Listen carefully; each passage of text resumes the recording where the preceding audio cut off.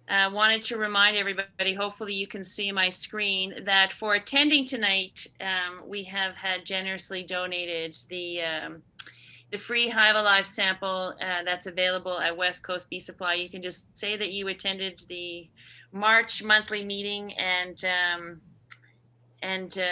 you can pick up your free sample. We are now moving to the club business portion of the meeting. So just the business of how we operate. We want to say thank you so much for everyone who attended this evening, for learning from Will and to hear his talk. Hopefully it was informative and that you leave smarter, more bee aware. That's what we always hope for. Please feel free to stay, even if you're not a member, if you're interested at all, to hear how the club functions and the things that we're doing and what we're moving on with for club business.